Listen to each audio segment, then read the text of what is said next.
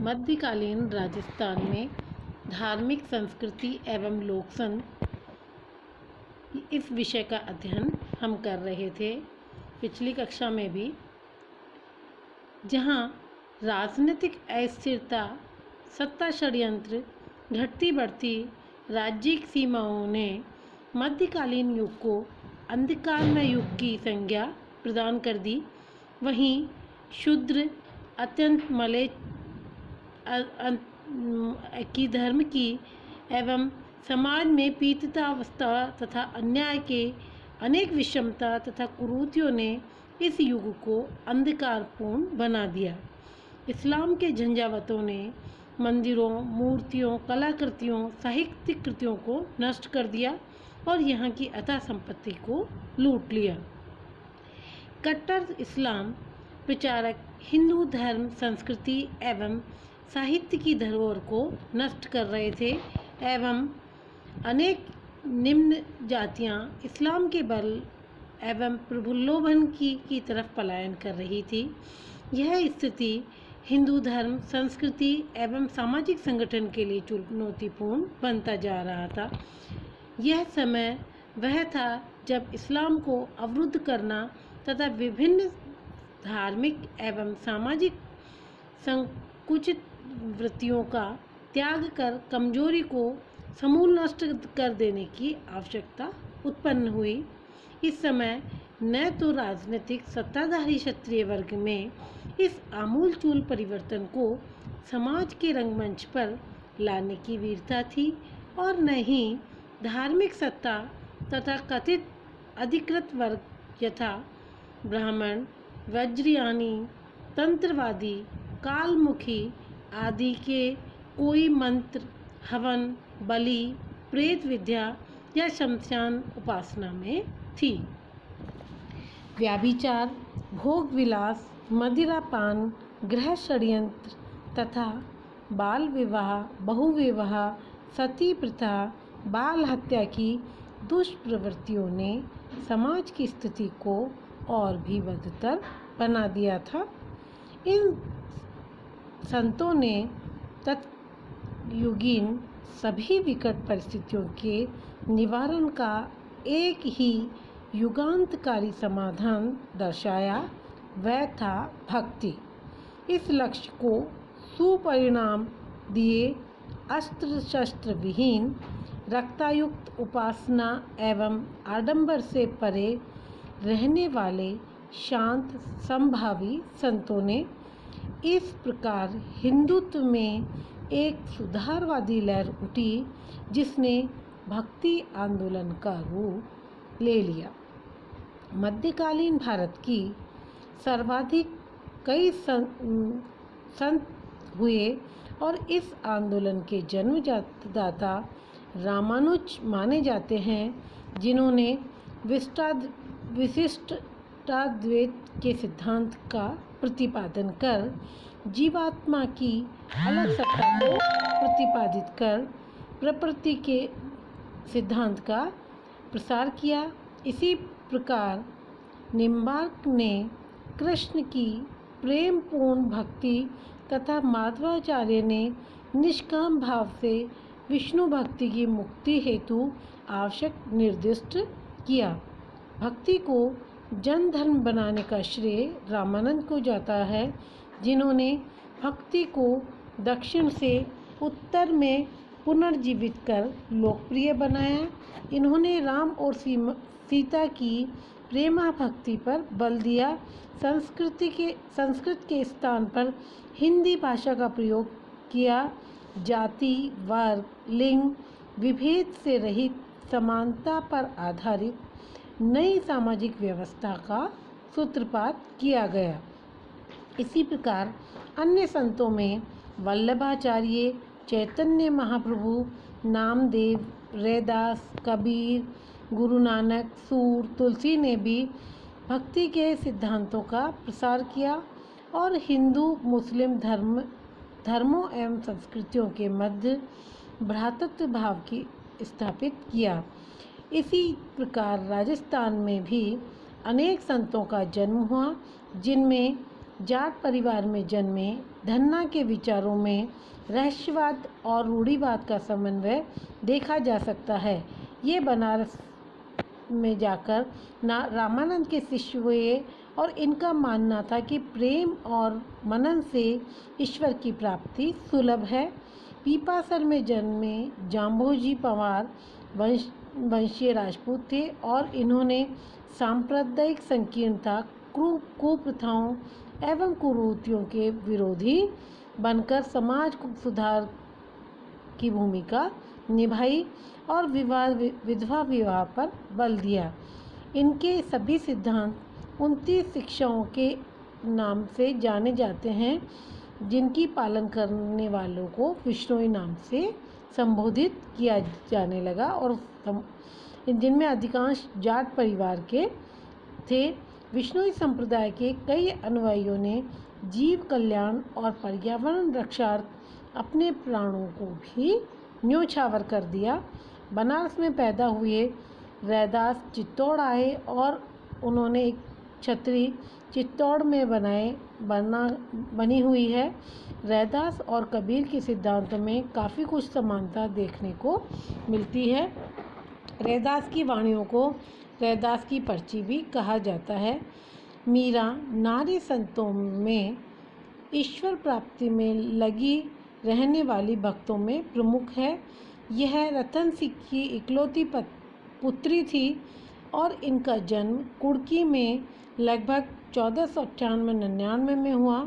मीरा का विवाह मेवाड़ के महाराणा सांगा के ज्येष्ठ पुत्र भोजराज के साथ हुआ, परंतु भोजराज की शीघ्र ही मृत्यु हो जाने से मीरा पर दुखों का पहाड़ टूट पड़ा और मीरा के स्वतंत्र विचार तथा संत संगति मेवाड़ राज परिवार के लिए असह्य थी।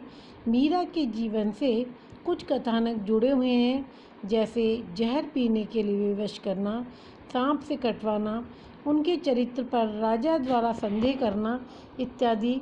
परंतु कृष्ण भक्ति में लगी मीरा के लिए शारीरिक यातनाएं, वैधव्य जीवन इत्यादि का कोई महत्व नहीं था। मीरा कहती थी, महारा तो गिरधर गोपाल, दूसरा न कोई।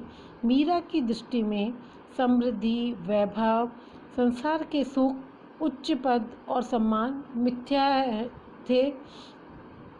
मीरा की भक्ति की यह विशेषता थी कि उसने ज्ञान पर जितना बल नहीं दिया, उतना भावना एवं अनुभूति पर दिया। ऐसा प्रचलित है कि मीरा वृंदावन में रहते हुए अथवा द्वारिका में रहते हुए 1540 के लगभग नृत्य करते करते रणछोड़ जी की मूर्ति में लीन हो गईं। दादू पंथ के प्रवर्तक दादू धर्म संबंधी स्वतंत्र विचारों के प्रमुख संत हैं, जिनकी मृत्यु 1605 ईस्वी में नारायणा, जो जयपुर के पास है, वहाँ पर हुई। नारायणा की गद्दी दादू पंथ का प्रधान पीठ मानी जाती है और उनके 52 शिष्य 52 स्तंभ कहलाते हैं, जिनमें सुंदरदास जी, रजब जी प्रमुख हैं। दादू आमेर के कछवा शासक मानसिंह के समकालीन थे और कबीर की भांति दादू रूढ़ियों, विविध पूजा विधियों के विरुद्ध थे। वे कहते थे कि ईश्वर एक है, जिसके दरबार में हिंदू मुस्लिमों का कोई भेदभाव नहीं है। दादू की उपासना निरंजन और निर्गुण ब्रह्म की प्रधानता को लेकर थी। दादू की सबसे बड़ी विशेषता थी कि प्रचार में उनके द्वारा स्थानीय भाषा का प्रयोग किया गया। उन्होंने ढूढ़ाड़ी भाषा को अपनाया और उनकी भाषा में गुजराती, पश्चिमी हिंदी तथा पंजाबी के शब्दों का प्रयोग भी दिखाई देता है। इसी प्रकार दादू की जो वाणी है वह अपने आप में महत्वपूर्ण स्थान रखती है। दादू द्वारा प्रतिपादित पंथ में प्रेम एक ऐसा धागा था जिसमें गरीब व अमीर दोनों ही बंधे हुए थे और जिसकी एक सूत्रता विश्व कल्याण का मार्ग प्रशस्त करती थी। लालदासी संप्रदाय की संस्थापक संत लालदास का जन्म धौलीदूब गांव में हुआ, जिन्होंने हिंदू मुस्लिम दोनों धर्मों की अच्छाइयों को अपनाकर लोगों को संदेश दिया और सांप्रदायिक समन्वय का उदाहरण प्रस्तुत किया। मेव मुसलमान इनका को पीर मानते हैं। ये निर्गुण ब्रह्म के उपासक और समाज सुधारक थे। इनका निधन नंगला में हुआ। कामड़िया पंथ के संस्थापक रामदेव जी का जन्म बाड़मेर में हुआ। इन्होंने समाज में छुआछूत और ऊंच नीच के भेदभाव का विरोध कर हिंदू मुस्लिम समन्वयता के लिए प्रयास किया और इनका जो समाधि स्थल है रामदेवरा रुणेचा में है, जो जैसलमेर जिले में स्थित है। इनकी स्मृतियों में आयोजित रामदेवरा मेले में हजारों लोग प्रतिवर्ष आज भी जाते हैं और ये जो मेला है यह सांप्रदायिक सद्भावना का एक बड़ा उदाहरण है। इसी तरह रामदेव जी को कुछ लोग विष्णु का अवतार और मुस्लिम लोग रामशाह पीर के नाम से भी जानते हैं। जसनाती संप्रदाय की संस्थापक जसनाथ जी का जन्म करतियासर अर्थात बीकानेर में हुआ और इस संप्रदाय में रात्रि जागरण, अग्नि नृत्य इत्यादि प्रचलित थे। संत पीपा खींची राजपूत थे और इनकी छत्री गागरोन में है। श्री कृष्ण के निष्कलंकी अवतार के रूप में प्रतिष्ठित संत मावजी का जन्म मावला डूंगरपुर में हुआ और इन्होंने बेरणेश्वर धाम की स्थापना सोम, माही और जाखम नदियों के त्रिवेणी संगम पर की।